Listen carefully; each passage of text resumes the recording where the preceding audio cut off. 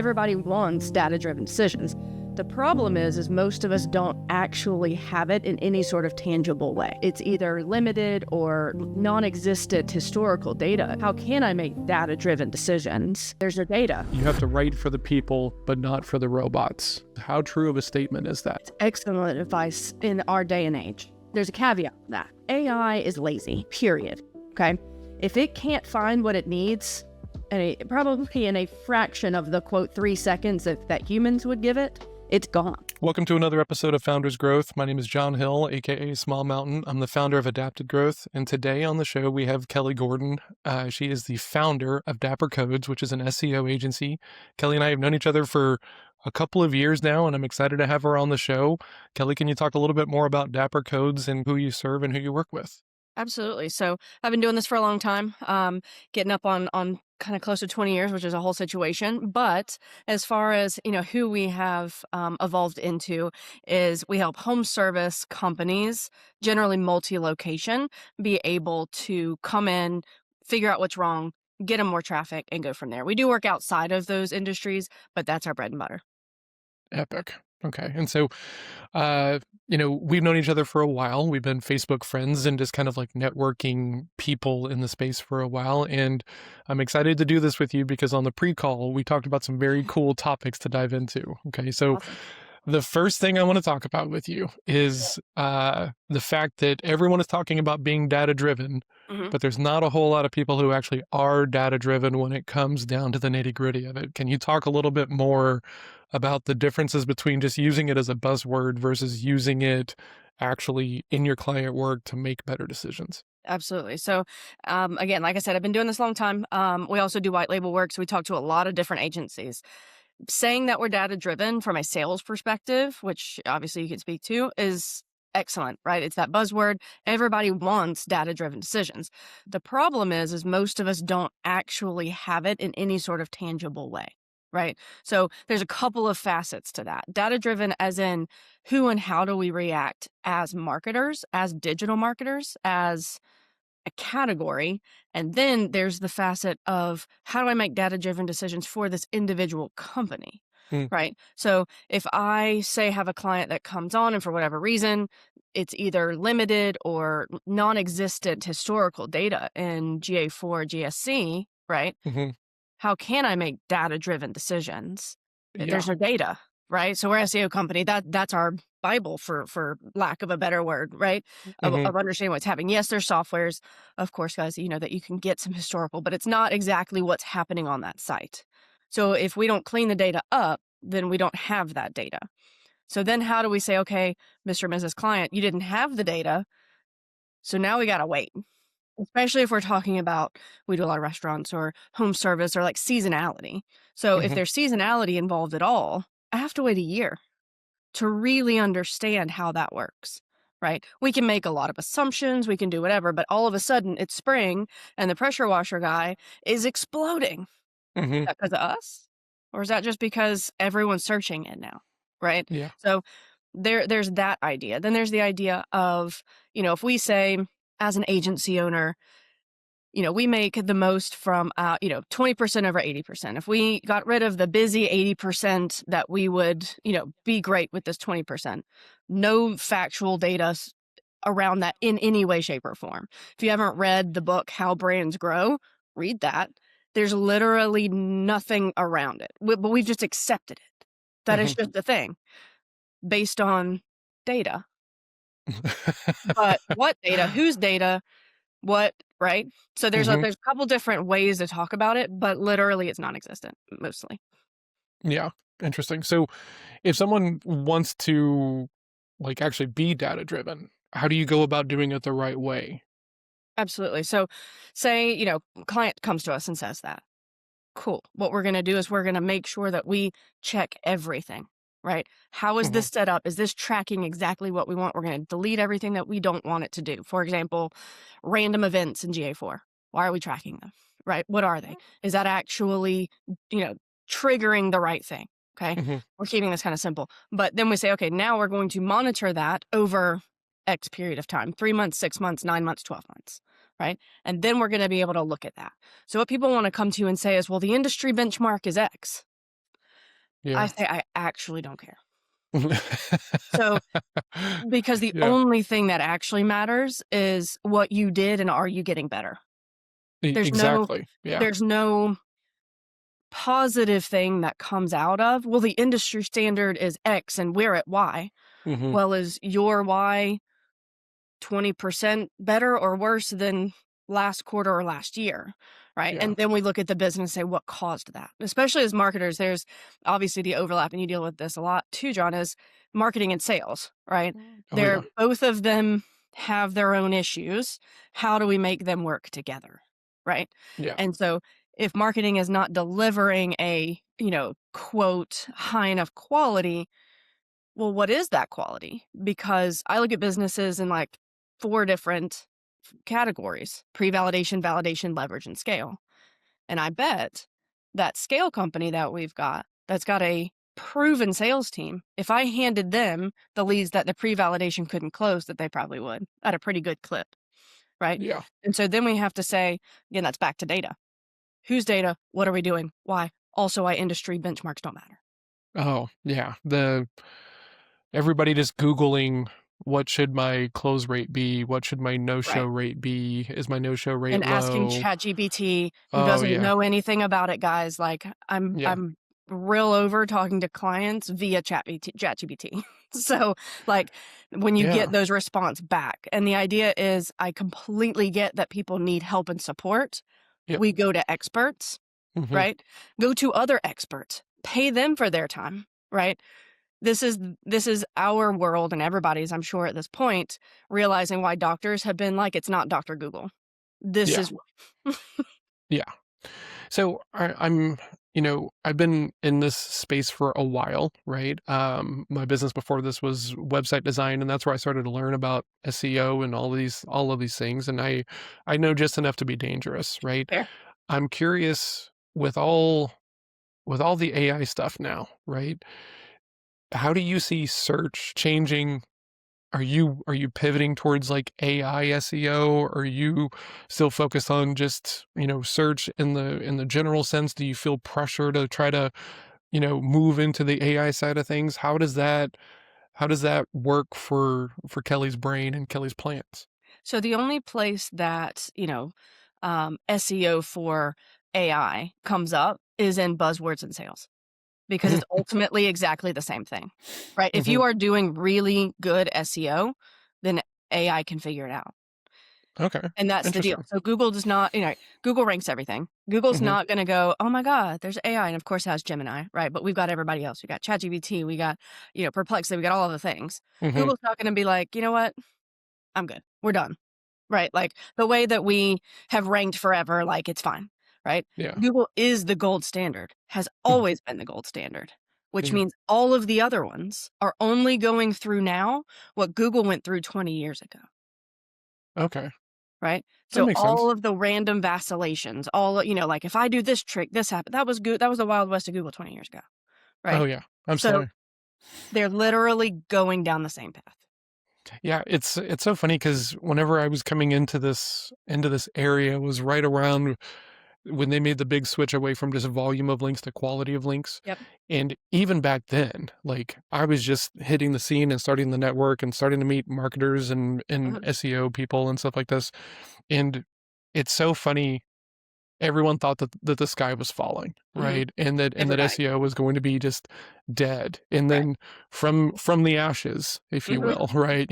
Like lo and behold, Right. there's still people being found on search, Right. driving better impacts for it. And so AI just kind of feels like this potentially, especially in this one use case of, well, we're going all in so we can be found in like AI search. Okay, Mhm. well, it's a little too, the sky is falling kind of Yeah. thing, and everything has to change. Like Yeah. people's patterns and habits get pretty well deeply ingrained. Mhm. So Right. interesting. Yeah. And, is there a way to use AI that is not like a fancy Google? Of course. But Hmm. the 99% of the entire population is not using it that way. Absolutely. Yeah, So for sure. it really is just another avenue. So you think, what we have Google organic, right? Hmm. Even Google Desktop, Google Mobile can be different, right? Yeah. We have Maps Hmm. Pack. We have, even if we're going to throw, paid, we got LSA, we got PPC, like all of these things, it's just an avenue. Yeah. LSA and PPC also perform better when SEO is really good, right? Which is the same avenue as AI. That So makes if you sense. were paying and doing really well for quote SEO and Mhm. AI is out and now they're saying, well, that's why you're tanking, then it wasn't good to begin with. Oh. Ooh, I like that. That's Yeah. spicy. Okay. Yeah. Like that, literally, like that's the thing. It's Okay. because they were covering up or you probably were going to rank anyway, right? Mhm. So, and even like what's odd is so Google will come out and say, I was working on it this morning, backlinks, we know which ones are bad. We know which ones are good. You don't need to disavow. Then why Mhm. wouldn't we disavow till we get higher rankings So, okay, consistently? So here's one of my here, long-term questions, oh yeah, right? I know that anyone who is running any kind of search algorithm is going to keep a lot of components of that algorithm pretty close to the chest. yes, Do you think I saw an article by Rand Fishkin, right? And he was mhm, talking about how Google is no longer playing fair with, keeping mhm, SEOs in the know about right. what's really going to drive rank. Mhm. Do you think that that's a true statement that they're trying to keep it obfuscated, or do you think that they're still playing face up for people who are paying attention and want to do it the right way? I think if you pay enough attention, kind of going back to the backlinks thing. Hmm. Also, I think it's funny. I really thought it was you that had posted about Rand Fishkin's book, and it was not. You told me, and I still don't know who it was. So whoever was on my friends list on Facebook that read it and like said you have to read this, I thought it was John, but now I know it's not. And you tell me because I don't know. Um, but if we go back to the backlinks, so Hmm. Google has said, like, I get it. I know which ones are good or which ones are bad. It's fine, right? But if we do a full disavow, right? We literally go through manually, figure out what's good, what's bad, and we get better rankings. Well, at first I was mad, right? And then we have to like figure out what's happening. Okay. Hmm. Which means I think that they're saying that's a thing that they want in the future. And so if Hmm. that's a thing that they want in the future, then they need you to leave it alone so that they have the data to be able to deal with. And if we're all fixing it, then they can't say, well, this is good and this is bad and this is how it ranks. So there's a Oh. grain of salt to be taken. I think maybe that's kind of what Rand's talking about. Like, yes, if you're paying an expert's level of attention, you know what I mean? Like this is what I do, then Hmm. you could just differentiate of something that's like, well, they said this, but this is what's happening. Right. Yeah. And so most people are like, well, they said this, we're going to leave it. But Google is looking out for Google. And I don't know that even it's against us so much as it's against their competitors, right? Okay. And so there's PR on both sides. That's interesting. Okay. Um, we're gonna dive out of the SEO specifics for just or here in a minute. I have one more question for you, right? Because this comes up whenever I talk about it with people, and I'm not informed enough to really have a good opinion on this. But my opinion has always been that if you're just pumping out content, right? And right now, it's never been easier to pump out a mountain of content and everything. It's not going to be as effective as if you're actually like being able to get some backlinks, right? Is that in your opinion, is that 50-50, like content to links? What I always say, and this is how I describe it like to clients, Mhm. is we used to be in like the quantity era of Google. We Yep. are now in the quality era of Google, Okay. right? And so most companies cannot afford to quote pump out high quality content Mhm. daily, right? Because you need writers, you need high quality writers. That takes time for them to do that. You need more than one, right? You might need more than 10, right? Mhm. To make that happen. So that is a big boy thing, right? We have clients that are in the big boy realm. What do we do with the ones that are in the everyday, local business, small business? We're not Yeah. paying 10 copywriters to on staff, right? Like that's Mhm. not going to happen. We have a med spa in a very large city, and they paid before us for like 80 AI blogs a week hit their thing. And it was 80? 80. Okay. Oof. And they did that for close to a year. Right. And so Mhm. if we were in the quantity era, You may have gotten away with it for a while. Yeah. But now Google's over it, right? And so then we have the issue of some of it's indexed and some of it's not, and like it's a mess, and like how we go about that, right? The best case scenario is they were not indexed and just get rid of them, but that's unfortunately not where this one is, until because Google caught up and was like, you know what, we're done here, right? Stop, like in that case, just stop posting. You are much better off just to stop. And the idea is AI is lazy, period. Okay. If it can't find what it needs, and probably in a fraction of the quote 3 seconds that humans would give it, it's gone. Okay. So if you're going to give it 80 blogs a week or 80 blogs a month or 80 blogs a year, right, that quality has to be so good, and the coding behind it has to be so good that it understands what it is. And if it's trash, you might as well not have, right? So that leads me to, I lied. I have one more SEO specific question, and this is around some of the dogma and people say, the people talk about and everything. And one of the things that I see a lot of people talk about is around the idea of you have to write for the people, but not for the robots. But I'm curious, knowing how the backside of this goes, how true of a statement is that? If you're just writing for the humans and you're not thinking about any of the other stuff, is that good advice or is that hurtful advice? Excellent advice in our day and age. There's a caveat to that, okay? Is the coding that behind the scenes that I told you about, right? Yes. Do we need an optimized H1, a few optimized H2s? Yes. Do we need a title and a solid meta? Yes. Right? Those are the things. Do we need schema? Absolutely. Okay. That's what mostly AI is reading. Okay. So from there, talk for humans. Because that's where, like, AI is, quote, smart enough in its LLM nature, if we're going to call it smart, that's not necessarily what it's looking for, right? It understands, and so does Google for a long time, which means all the other ones are going to catch up of what, quote, over-optimized means. So does that mean, like, have the scaffolding set up for the robots so that way you can, like, actually fill in the boxes for the humans? Is that a better way to think about it? Right. So we've got like a big employment lawyer and in a big city, and that's what we actually do, because we're not employment lawyer like experts, right? So we give outline scaffolding. They give us all of the expertness, and then we put it together, right? Interesting. Because I need the expertise, right? We don't need it to be generic. Anybody can get generic. You can ask ChatGPT, right? And so it's about being specific, but that outline and that scaffolding from a like origination point, right, from the writing itself is important, but then also how it's put into the website. Interesting. Okay. Switching gears a little bit, right? I would like to talk about going way back in the day, because I know you've been in the space for a while.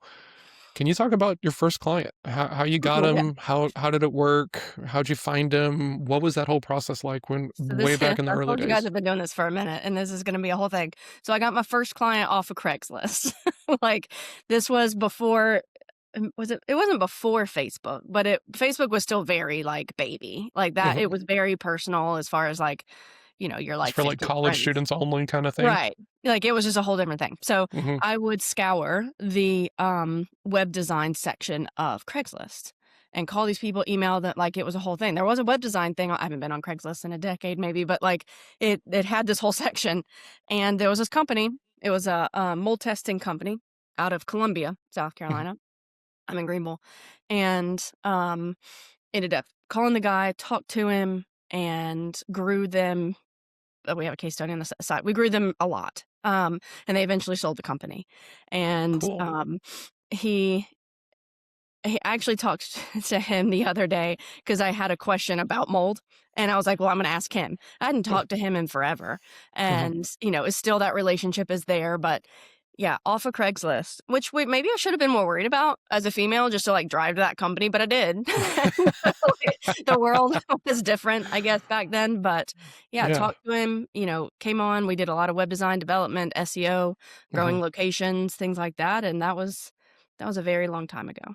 Yeah. That is That is wild. Do you think Yeah. that Craigslist is still like a decent way to try to get your first client? No, I'm not gonna say no because I don't know and how Okay. much money it made me before. I'm not gonna knock it. There's probably some different strategies to it now that maybe I don't know. Hmm. But I mean, we do all the social selling, so do our clients. I'm sure that it's just another avenue. Yeah. Interesting. Okay. Um, when you think about your path as a founder, right? All the trials, tribulations, the struggles, the wins, everything else like this. What part of your path has has been the hardest for you, right? And that might be a revenue gap, it might be a headcount thing, right? What season challenged you the most? So there's a couple things. One is for me personally being able to really make sure that every client has, for lack of a better word, some piece of me in it, right? Because it's, yes, of course, there's, how we do it and what we do, but there's a lot of understanding truly what that person is or company is doing and Hmm. crafting a strategy for them. Yes, there are things and check boxes and SOPs and like all of that, but like the origination point of like, what are you trying to do as a human, as a company, so that Hmm. we can help you get there, and what does that path look like? For me is I am very involved in all of our clients and always have been. Interesting. Because for me that is very important. And as we grow, of course, that becomes difficult to do. But I have Hmm. an amazing team and we meet all of the time to make sure that those pieces are in place, Hmm. that's there. I guess, down the founder kind of journey, the other side to that is I was actually looking because it's tax season, right? It's fantastic. Uh-huh. It's my favorite. And really looking at like my tax bill for last year is like more than I made in like the first 3 years. You know what I mean? Like a top line, Yeah. right? Hmm. And being able to say, okay, this is good, right? So we've got to frame it that this is a good thing. Oh yeah. Um, but being able to, as a person, understanding what is this path? What are we trying to do? You know what I Hmm. mean? And I think at this point in my career, whereas in the beginning it was survive and, help people in a way that I, could be compensated for. That's for years in the beginning. Everybody knows that. To Yeah. now to really shifting to what are we doing? Right? Like, yes, we're helping our clients, but there's a lot of people involved, on our team. What are their personal goals? Right? How can we Hmm. help them reach theirs? How do we best support that and our clients? How do I steer us in the right direction? You know what I mean? Yeah. To grow, but sustainably and responsibly. So it's the gamut is pretty large of all, how you change over the years. But yeah. Interesting. Okay. One of the other kind of topics we were talking about whenever we were, trying to figure out where to steer this was you have to know enough to make a good hire Hmm. slash delegating work off to someone else, right? That's one of the like that makes so much sense to me, but everyone is so focused on who, not how, and Hmm. there's all these people that just want to be the visionaries and they want to hire an integrator, and I think a lot of people kind of want to jump to I'm smart enough, we're just going to hire this off and everything. Where does that show up for you? That this idea that like you have to be well enough informed to make a good hire Hmm. slash actually delegate it off to someone else. Yeah, I mean, because anybody in the agency space, like we don't talk to anybody now that's not been screwed.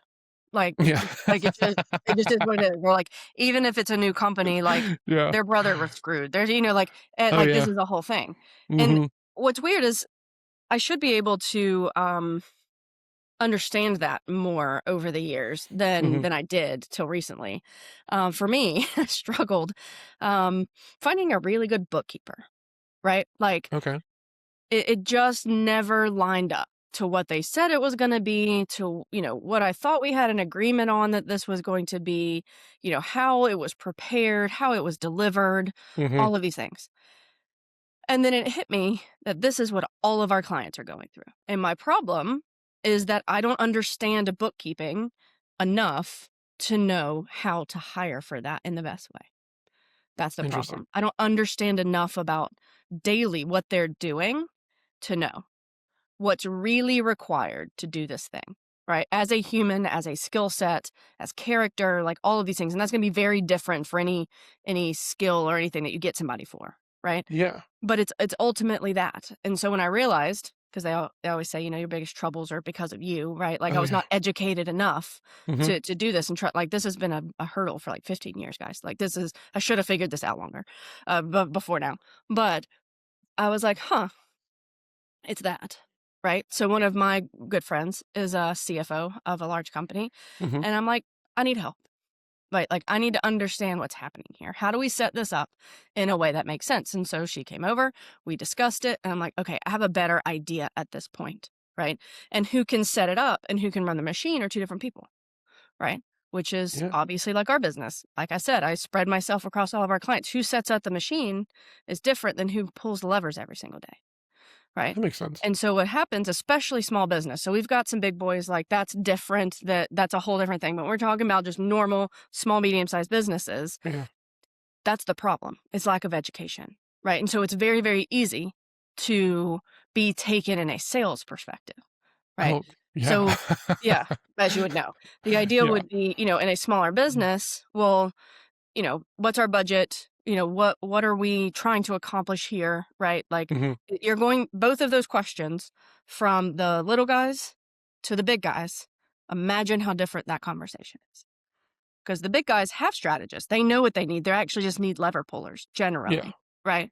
Absolutely. Yeah. But these guys, This is so so how many times do you fascinating. get the response? Well, I don't know. What's it going to cost? Yeah. Horrible. Please, horrible, right? Yeah. Mainly because you're opening yourself up to be screwed, right? Um, Yeah.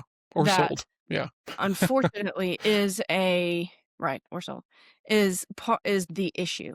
And so then it actually goes back to what I said before of stop talking to ChatGPT, mainly because it's not as smart as people think that it is. It's actually not smart. It's just putting words in order in a similar way that it's read across the internet, Yeah. right? And so garbage in, garbage out is the issue. Absolutely. And so when you say, okay, well, it's pulled from, all of these big sources. Yeah, but there's tons of garbage out there. You can turn television on and know that that's the case. So if it was, grabbing all of that and telling you what's going on in the United States, it would be incorrect, right? Mhm. So Yeah. it's the same concept. And, I spend actually a lot of my time trying to figure out how do we solve that, right? Like, how do we help them with that, right? Mhm. Because I think that we talked about my dad was a cabinet maker, and ultimately his business failed when we moved, and Mm. he owned his own business. And part of the reason I do what I do is because I could have helped him then. I was young, I was a kid, but I could have solved this for him at this point, right? Yeah. Um, and they were the same way. Even really good friends of mine that have their own businesses have no idea. You know what I mean? They're like, "Can you help Yeah. me?" Absolutely, right? But I'm not going to take advantage of them, but somebody might, Oh, right? 100%. And Yeah. so then you say, okay, well, how do we fix it? And for me, I think I talked to you about this, is that is passion project land for me of how do we get the information out about what you need or what you don't need, Mm. right? At what Mhm. stage of business that you're in. And there's also the thing, well, I just want you to do it. Well, that's going to Yeah. cost a lot, and it's going to put the onus on somebody that you don't necessarily want that to be, even if Mhm. they're fully capable. There is a world where, as a business is starting and growing, that person needs to be the one in the trenches to understand what's happening and where things are. Because, I mean, say you're with us and, we took everything over from day one. You've grown, which is great, right? You got all these people, your family relying on you, all your employees, everybody. I get hit by a bus, company goes out. Mm. Then what? Yeah. Right? Yeah. Absolutely. Even because we're not even trying to screw you, but it just happened. And then you don't Mhm. know how to fix that. That's not fair. Right? Yeah. So for me, that happens in my brain a lot. Interesting. When I first hit the scene and I was doing the affordable web thing, everyone was talking about the book, The E-Myth, and Mhm. I remember going to my business partner and I was like, "Hey, should I read this book?" And he goes, "It'll be helpful to you, but like wait until you start your own thing. Mhm. It'll be more helpful then." And I'm really glad he gave me that advice because I went through that book after starting this thing, and it was all about this idea of you probably have a way of doing it, but it's Mhm. probably not the right way, and it's probably going to lead to a lot of Probably. frustration, Mhm. how is Kelly better at being informed and not making this mistake whenever she's delegating and hiring and trying to, put the right people in the right seats these days? That can be a hard thing, right? Again, same as companies can missell themselves, so can employees and contractors, right? Oh yeah. And so there is the right people in the right seats. That's one of those, 80/20 things that we talked about, right? Like, yes, Hmm. of course, that is a thing, but it is incredibly abstract, okay, Oh yeah. of how to actually do that, right? So the way that we've done it, and this has been from a lot of trial and error for a long time, Hmm. is there's button pushers, and then there's like strategy brains, okay? And I Yep. don't mean that in any sort of hierarchical place. I have plenty of very intelligent people that do their own thing that just want to push buttons to make money. Hmm. Excellent, right? Do your thing. Um, where if you're a button pusher, then we haven't been able to automate that for whatever reason, right? So you've got to use some form of brain, but there's a Hmm. full SOP, right? And you are managed by one, if not two layers above you, right? That make sure that those things are in place. So say for a junior developer, for us, there's actually 3 layers of QA that happen before it actually would get to the client to review. The third is the Mm. account manager, right? It sh Wow. it should only take 1, right? If we are theoretically saying, well, if we have an approved Figma design, it either does or does not look like this, right? Hmm. Harder than you'd imagine. Okay. Yeah. So, um, putting in those layers, but then imagine, because you came from web design and development, Hmm. that costs more money, right? That takes a lot more time Yeah. to be able to do that, right? And so if you're custom coding something, which we do a lot of things, there's we have narrowed that before and it just doesn't work, right? Hmm. So does that mean that the first QA is in the wrong seat? Yes or no? Maybe they just got busy. Could be, Maybe right? they And you say, okay, make too much it volume. theoretically, yes. In Hmm. practice, no, right?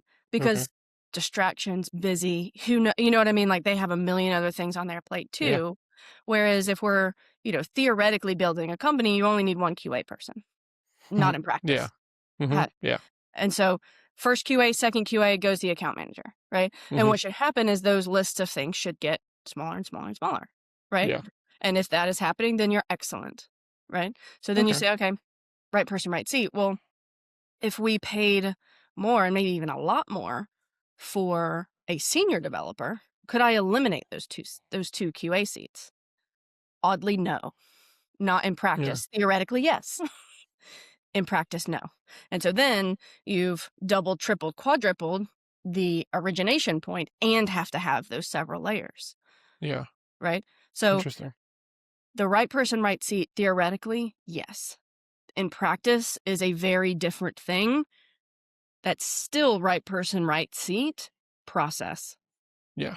In The in in process, redundancy is the thing that I'm correct. hearing from you, right? Yeah. Like, don't and this is, I think, I hope people can like really hear this thing, right? Hmm. Even if they're really great at whatever they're doing, you want another set of eyes on it, Hmm. right? Don't just, go out and hire killers and think it's going to be Correct. fine. You're going to need, That's not how it works. multiple passes. Yeah. Absolutely. And Yeah. the issue in general is, and I've consulted agency owners and things like that, that what I try very hard to teach them, and even those outside the agency realm, is do not hire for a human, right? You hire for the role. Mhm. Because if you Yeah. hire for a human and that human is a unicorn, you are screwed. Oh, yeah. Like Absolutely. the company cannot be reliant on a single human in any role. There Yeah. has to, which is why really the right person, right seat. Yes, but caveat, it's the process. It's the process and the system Yeah. at Yeah. scale. The smaller the business, the less in your face those issues are going to be. The Hmm. more the company grows, that's going to be your problem. Interesting. Okay. One of the things we talked about was this thing that I also struggle with, and Mhm. I'm curious as to your thoughts on this. Right? We talked about how easy it is to have the cape on for people who don't want to be saved. Right? Mhm.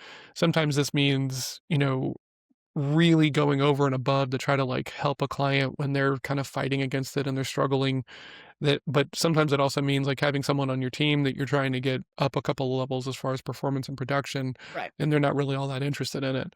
How has that shown up for you specifically, and how are you better about, seeing that and not over investing? We all learn that lesson, right? I Hmm. mean, Yeah. yeah. And I wish that I had a better answer for you than experience. I mean, yeah, sometimes And that is the answer, sadly, like I wish that there's was not not the a case. checklist. Yeah. Yeah. But it comes down to, again, everybody can sell themselves in different ways. Hmm. And I guess specifically what comes to mind is being very, very clear on what problem you are trying to solve. Mm, It can become very convoluted very quickly, whether you're hiring a company to do something or you're hiring an individual to do something, whatever that is. That if you do not stay as the owner extremely laser focused on what that outcome should be, mhm. because mostly I don't care how you get there. Could not, like, I had the plumber come the other day, and he's very good, and I know him personally. He wants to explain all the things to me. I don't care. Don't care. Mhm. I I want the outcome. That's it. You know Yeah, what I mean? I just am me enough to say it out loud, but most people just won't, right? But, like, yeah, they don't care. It's, "Here's the problem, I need to get there," because yeah, I've got to go do a bunch of other things where I'm responsible for that outcome, right? I can't be yeah. focused on the nuance of how you're getting there, right? Mhm. Which even as an agency owner is why we tend to not do, like, over meetings, right? Like overly scheduled in meetings with clients Right. because it becomes very convoluted very quickly, especially in the smaller, kind of small to medium sized range, because they have a lot of outcomes, right? And it can be very difficult for agency owners to say, I hear you and I want to help you, and I probably can help you, but that's outside of this scope. Mm, And so yeah, then it makes those companies feel like, well, you're just like scapegoating. You know what I mean? Or like you have yeah, the answers and nickel you're and just not diming. giving them to me. And Yeah, it's not necessarily just that. It's that we call it, practicing law or practicing medicine, but that's really what we're doing. We are practicing digital marketing. There is no guarantee to any of it in oh, any yeah. way, shape, or form. You can Mhm. take the exact same type of business in the exact same type of geography and have two vastly different results, right? Absolutely, yeah. And so because of that, when we say, "Yes, there might be advice here," it's because there's caveats to it. Well, Mhm. there's this and there's that, and if we did this and that, it muddies that very hard for smaller companies to understand, and it feels, I think, to them like you are just the company, you just want your money, you just wanna do the thing and you go, and it's not. It's mainly because, for lack of a nicer way to say it, we know a lot more than you know about it, and it is way more complicated than you have any idea of, Oh, yeah, right? And yeah, so in that sense, you gotta pay for it. You gotta pay for the consulting of it. You oh, gotta yeah, go research it yourself. Back to what we said, you know enough about it yourself to be able to ask the right questions. And again, this also goes back to my passion project. How do we help that, yeah. right? Because this is rampant. But It's everywhere, to yeah, solve it is, I mean, it'd be solved already if it was easy. and for sure, Yeah. absolutely. Um, so in the agency space, one thing that everyone always kind of talks about, right, is like picking a niche and going hard in that niche, right? And there's a line, riches in the niches, and I think that there's some value to this idea, right? Being able to stand out and being comfortable and confident in your conversations. But we were talking about how most people go about kind of picking their niche solely based upon if there's money in those Hmm. hills or not. Can you talk a little bit about where that kind of ends up going wrong for an agency owner, like just picking dentists because they have a really high customer cost or customer lifetime value? Yeah, ridiculous. Yeah. So again, I've consulted lots of agency owners, and the only reason that niches and like digging into that, again, there's four different sizes of business. There's pre-validation, validation, leverage, and scale. Mhm. All right. The only reason that you would niche in pre-validation, validation, or early leverage is marketing.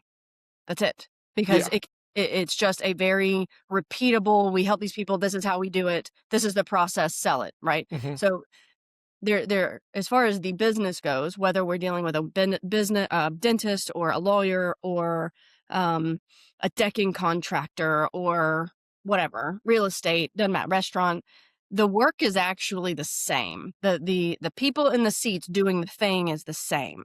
Mm-hmm. The only thing is really different is the strategist understanding nuances of the niche, right? Yeah. They're not that complicated, guys. Like yes, there are nuances, but it's not rocket science for the Mm-hmm. most part, right? Yeah. Yes, we've done and are in insurance and finance. That's a little bit different because they are regulated spaces, Yep. things like that. But if we're talking unregulated space, they've done it because probably some guru said to do it, Mm-hmm. right? Which is back to the data thing. Whose data and is that real data and why, right? The only thing for me that I've gathered over the years is it was just an easy in, right? Mm-hmm. The from a marketing sales perspective. Yeah. Now you still have to be able to market, you still have to be able to sell, even when I'm saying quote easy. But Yeah. you really are limiting yourself to really understanding how this works if you do that really early on. Now, the way that you would say move through pre-validation, validation, leverage scale is generally you start generalist, right? Figuring out for whatever reason, how does your brain work? Do you work really well with the car guys or the lawyers or the, like Mm-hmm. whoever you are as a human? You're going to want to work with those types of people, right? Yep. And Absolutely.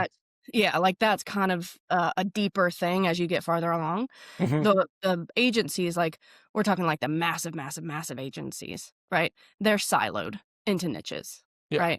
Mm-hmm. And so they literally have just gone through that rinse and repeat process across all of the niches, but they're using the same teams because it's the same thing, right? It's Yeah. literally just the wallpaper to get people in the door, basically. But when you go after, those industries that quote have high lifetime values or really high up front, so we could charge them more Mm-hmm. to be in their niche is I get in trouble with my colleagues all the time for saying this, but it's trash, right? The, like the way that we operate as an agency is the work, Mm-hmm. right? Regardless of what niche that you're in, literally the work is the work. Now, if you have, a 1 to 2 employee company in a small town, Mm-hmm. you don't need a high power copywriter. You need a copywriter for a minute, but you don't need a huge high powered one, right? Yeah. Our regulated spaces in very sophisticated markets, we Mm-hmm. need that. So Yeah. is it going to cost more? Yes, right? But because of the work, right? It's because of who is in the seats that we've assembled. Here's your Mm-hmm. team. And some of those people cost more, Yeah. right? It That just makes is what it is. sense. It's a skill-based thing, okay? But just to say, and I have, we'll actually be at an in-person event in Virginia for personal injury lawyers, is the idea that a lot of these agencies are like in the door 10 grand for these local personal injuries. We are Yeah. not like that. The work is the work. Mm-hmm. I love that. Speaking to the idea that, you're better served starting off as a generalist, right? And then trying to find the lane as opposed You to, find your people. yeah. Yeah. Like when I hung my shingle and started working with people, I really thought that like the high ticket realm was going to be like a space that I could really help out in, but I was also dabbling in all these other spaces, right? Mhm. But ultimately, I kept seeing all these like high ticket offer owners, pissed off that they were having Mhm. their money held and chargebacks and their Mhm. salespeople were mad and everything. And I was like, I can help here. Mm. They didn't want my help. Like they Mhm. didn't really want to slow things down and have better Right. alignment. They wanted to just try to fade the buyer's remorse period Correct. easier, and stuff like Right. this, and so There's but so if I many hadn't gone through that experience, I would still probably be thinking that I can help those people, so part of it is getting kicked in the teeth as opposed to, sadly. you know, kind of being too detached from reality and trying to pick Mhm. a lane before you actually go try in that lane, right? Mhm. Because like I know some people who were very niche specific because they picked a niche and they hate all their clients, Right. and so That it's is like life is too short for that. You know what I mean? absolutely, Like it just there are going to be people that for whatever reason you resonate more with. Go be with them. absolutely, You got to talk to them every day. yeah, Like it might hmm as well be somebody that you enjoy. yeah, for sure. So going back a second, right? You were talking about the idea about button pushers versus strategists, right? One of the Mhm. things that I talk about with people is the difference between cooks and chefs, right? Yep. And so, because like some people will just reach out to me and they want me to take their calls or they want me to lead gen for them. And I'm like, Mhm. we gotta have a quick conversation about the difference between cooks and chefs, right? Right. I'm more of a chef. I want to help Mhm. you with a strategy. I want to find the alignment piece, right? And you can't Mhm. make a cook a chef, right? Right. They have to kind of decide that they're going to go down that path and build out the Mhm. skill set to do that. How how do you think about when to hire the strategist versus the button pusher? I prefer to find in button pushers those who want to be more. I can Oh, train skills, I can't train character. that's fair. Okay, interesting. Yeah. It's a much slower route, Yeah, right? yeah. But back to something you said before, like for me, long and slow is it, right? We're gonna be doing this for hopefully ever, right? Hmm. So what difference does it make if it takes me 3 more years? Okay, I can respect that. Yeah, changing gears a little bit to kind of go into the rapid fire portion of this, and I'm curious as to your thoughts on this because I've known you for a while. Mhm. When it comes to someone going out today, right? They're going to start a business, they're going to go hang a shingle, and they want marketing, right? They want to be found, they want SEO and everything. What should someone who's going out new be thinking about when it comes to search and Google and like SEO? Yeah, good question. So I have a lot of thoughts on this. And as an agency owner, the Hmm. space is going to get mad at me about this, right? Oh, But okay. in the Hot take. pre-validation validation, Yeah. right? Do it yourself. Go out there. Like I'm not telling you to learn SEO. Hmm. What I'm telling you is go create your own demand, Mm, right? If you do not have your own demand, an agency will screw you. yeah. Period. Or you'll feel screwed, right? Because it's going to take months for some of this stuff to work when you Yeah. should have been hitting the pavement and getting that engine going. Okay. Hmm. Unless you are incredibly well funded, regardless of what size of business you are, right? Or for whatever reason, this is a side hustle to get started. And there's two types of people in the world, more money than time or more time than money, right? Hmm. Most people are more time than money, which means that if you are starting a business and you want to get this, I want to be in the number one SEO, whatever, but you don't have a website or a GBP, then go start a GBP, right? Like a Google business profile for those who don't Hmm. know, right? Like get that going because they're going to need that. Yeah. We want to come into businesses that have some form of fire started. I don't care how small the fire is, but there has to be one. Do not go to an agency to start the fire. I love that. Oh my gosh. Okay. In the world of social media, because that's how we got connected originally. Everyone's got, thought leadership, and, a lot of it is kind of AI driven these days. But one of the things that I appreciate is the longer I stay on this path, the more that some of that folksy wisdom, I can relate to. Mhm. So I'm curious, what is the piece of advice that you can see now in the form of a tweet or like a mantra that you can now appreciate, but you had to learn the lesson the hard way?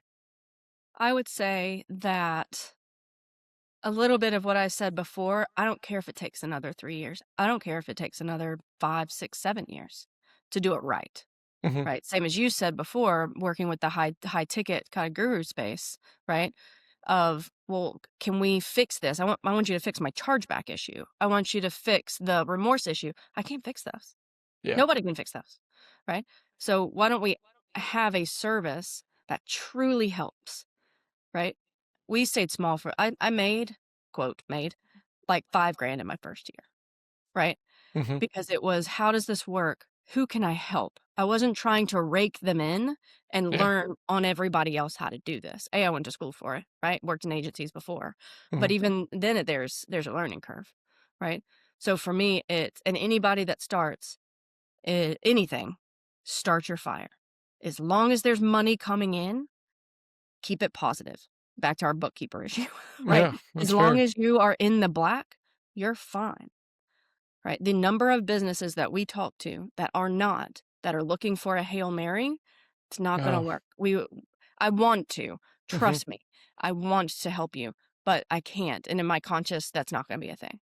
Right. Oh, yeah. I, you know, I get called probably after you get called by everybody looking for the silver bullets, Yeah. nothing else has worked. So can you bring me a salesperson? Right. And it's like, you realize this is going to take some time, right? Like, no Mm-hmm. one comes off and immediately starts like hitting it, right? Right. And even if you are able to generate some inbound and stuff like that, there's going to be a learning curve, right? And, Mm-hmm.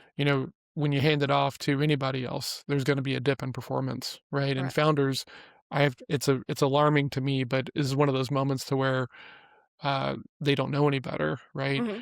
No one else gets to sell like the founder does, right? Correct. And so now there's pressure on the Mm-hmm. salesperson, right? And there's a lot to figure out. And so, Mm-hmm. uh, you know, they got to have room to fail. They got to have room to figure it out. Yes. And if there is no time because you thought you were going to build something that everyone was just going to be excited to buy, and then that didn't work, and then you were going to market your way to success, and then that didn't work, like, the order of operations is kind of, Mm-hmm. in my opinion, fairly off there, you know? Right. It's against you at So, that point. Like absolutely. that's just not how it works, right? There's two real types of companies, right? There's one that is just stepping in front of existing demand Mhm. of that type of thing, right? Whether they're selling it, whether it's a service or a product, whatever. That demand is there. I'm just getting in there, right? Yep. And then you have the disruptors who are literally generating their own categorical interest, Mhm. okay, because of what it is. Very, very few companies ever, right, are Yeah. that. And so then we say, I mean, that is a golden unicorn in its own. Once in a lifetime is probably even not enough. You know what I Mhm. mean? Like, but so if there is demand for whatever it is that you do, Yeah. and you can get in front of it in any way, shape, or form, there's your fire, right? I love And so that. then you say, okay, well, I have this, and then most people want to jump from pre-validation to scale. Doesn't work that way, sadly. Okay, that's how you waste a lot of So, money. I'm gonna break my own formatting here for a minute, right? Because Do we've it. talked about the 4 buckets that you put businesses in, right? Mhm, Pre-validation, validation, leverage, and scale, right? And, mhm, it makes sense in my head. What are the milestones between those levels, right? Like, how mhm. does someone know that they're at the validation state? How do they know that they're ready to move into the leverage state? Like, are there kind of universal milestones, or is there Yeah, specific to the individual goals? How do the you way that talk I about think that? about it is, so if I get on the phone with a company and there's no fire, none, right? Mhm. They might be able to they sell this widget there, or somebody, they had their phone ring yesterday, or that's pre-validation. There is nothing repeatable happening in any way Mhm. in how they get their clients and how they fulfill that, right? Nothing repeatable. Just think hustle state. Oh, yeah. Now, validation is where it starts kind of coming together. You're still generally the only one or very, very small team that's doing that, right? Mhm. There's some repeatability, right? You've gotten somehow to get maybe one client a month, two clients a month, right? Like something that's happening, okay, that is still incredibly reliant on you. You cannot step out. You do all of the delivery, right? Like you're Mhm. organizing all of the things. Leverage is when you have gotten some form of repeatability in the marketing and sales cycle, Mhm. right? Nowhere near that you can walk away, right? But just that, okay, if I do these things, then this happens, right? Mhm. At that point, you probably have hired. Probably not well, right? You're still trying to figure all of that out, especially early leverage. Mhm. As you move towards later leverage, you've gotten delivery down, right? Like all of this, you're still a very small team. And then the idea is, how do we and what do we want to do next, right? So if you haven't read the book, Dr. Benjamin Hardy's The Science of Scaling, read it, but only if you're in leverage. Otherwise, it is not worth your time. Not yet. Okay. So Interesting. Okay. being able to say, how do we get from here to there? um, it's a very fascinating take on it. But the idea Okay. is that if I put an unreasonable um, outcome goal with an unreasonably short time goal, what happens? And the interesting thought process here is, if I give myself 10 years to do something, then I'm probably going to fill it up. And so Yeah. from there, well, if I want to get from leverage to scale, say, in that period of time, then there's probably 80 different paths that I can take, literally, right, to get there.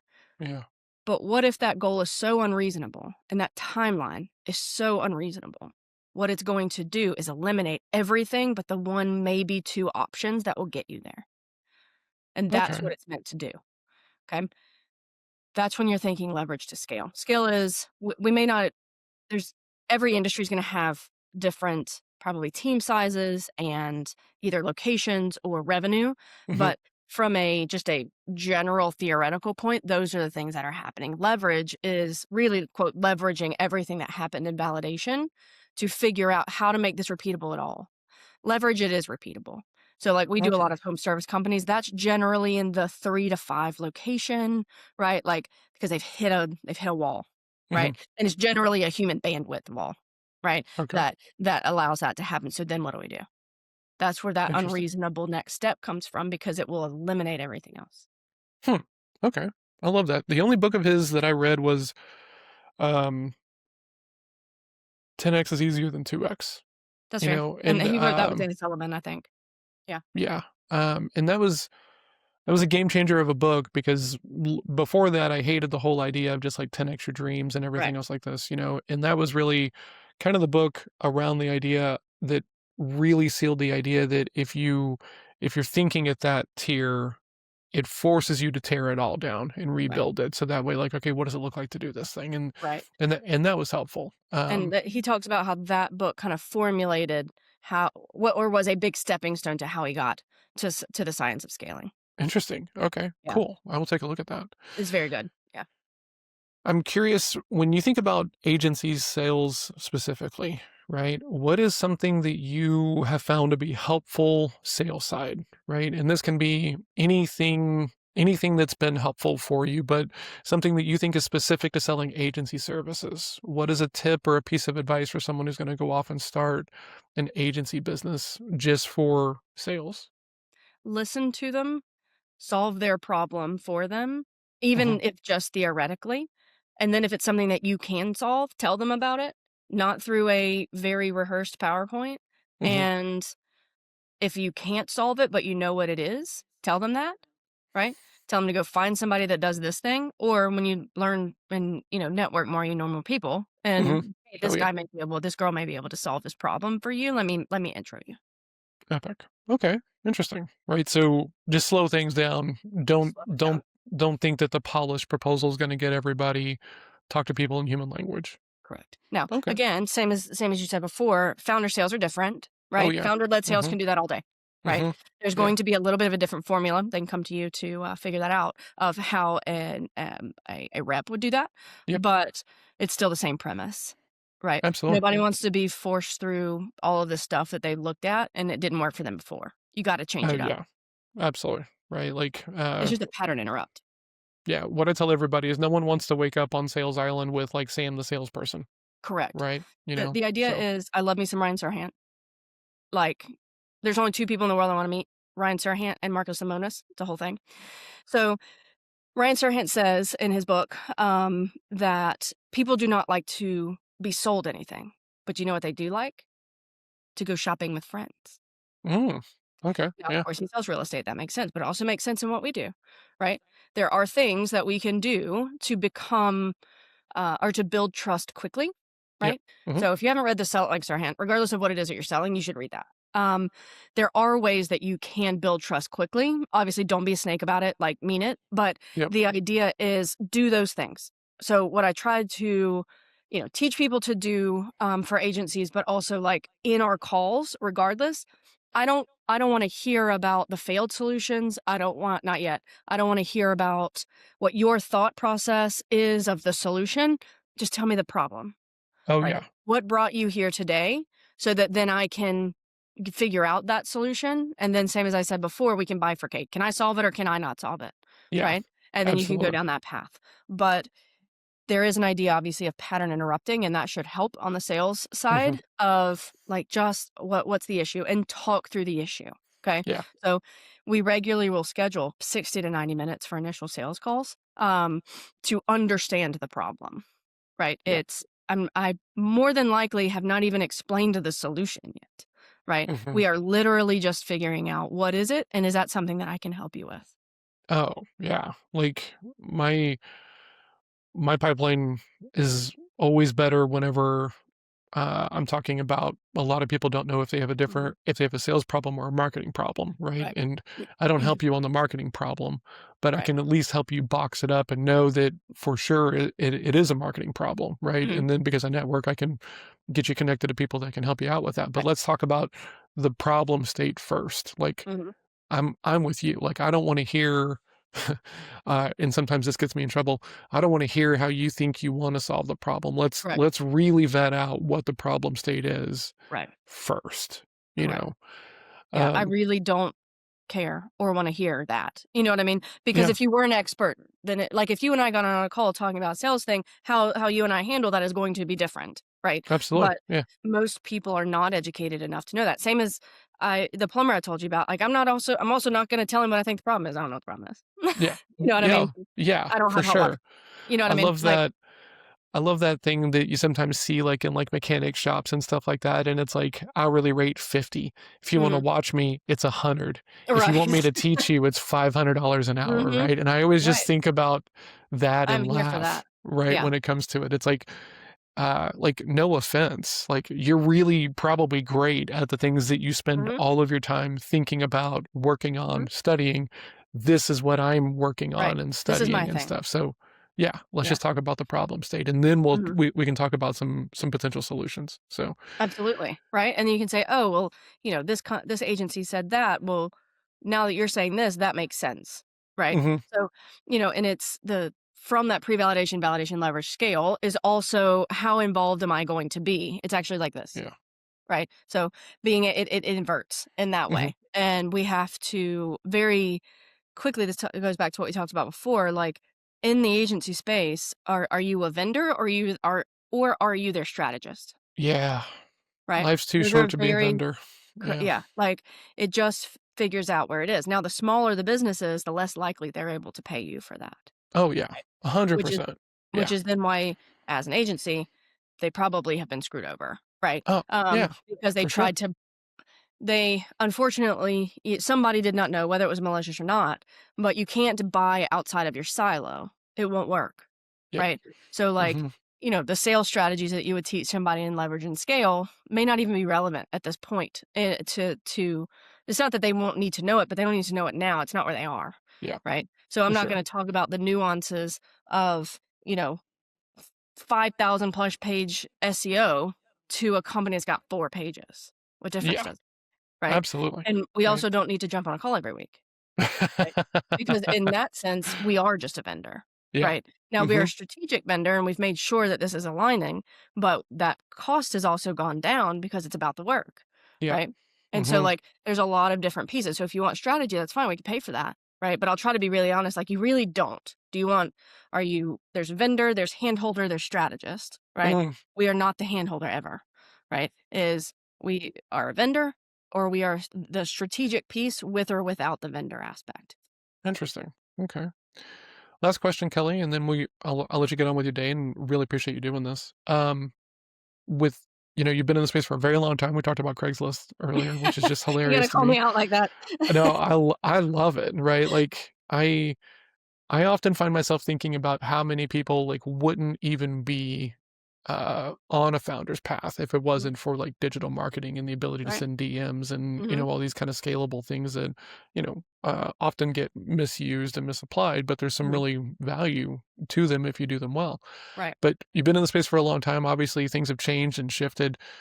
What is your word of warning for someone who's going out today, independent of what kind of business they're going to do? So it might be something like old school and unsexy. It could be something in AI. Mhm. What is the word of caution, word of warning you would give someone? I think it goes back to starting your own fire. I think for me, I see it so often, right? Like, Hmm. you've got to be able to stand on your feet in some way. That is hard. I get that that is hard, right? Yeah. Like, go listen to Gary Vee and let him just pump you up, get in the DMs, go live, do that. Like, that's your guy at that point, Hmm. right? If you can't, won't, don't want to, which is also that's a whole nother conversation. Oh yeah. It The things that we say that we want versus the things that we will do to get them are different. Do a real big audit in your life on that, right? Hmm. If you do want this, and you're going into a new thing, the niche is irrelevant. Not even just an agency. If I'm a real estate agent, if I'm an Yeah. agency owner, if I'm a spa owner, if I'm a new personal injury lawyer, the path is the same.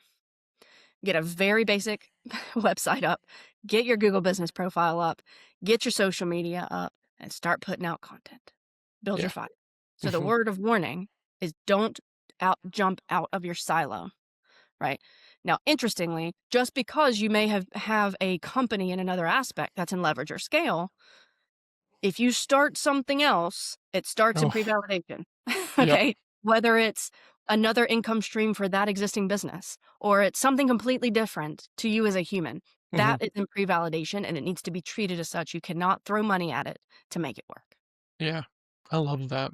Okay. Well, cool. Kelly, if people want to come you learn more about what you're doing or just catch up with you because they're either on an agency path or maybe they need your services, where's the best place for people to come hang out with you? Yeah, so find me on Facebook, LinkedIn, D. Kelly Gordon. You can find me. I'm sure you'll link to that. Agency stuff is dappercodes.com. I'm sure we can link to that as well. And Absolutely. then, yeah, come hit me up, hang out. Awesome. Kelly, thank you so much for doing this. I really appreciate you coming on here and being so open and honest about your path. And I think it's really going to help a lot of people, specifically in the agency space, avoid some of the pitfalls. I hope so. So, Th- love having a conversation with you. It's always great. Thanks, John. Awesome. Thank you so much. Have a great day. You too. Cheers.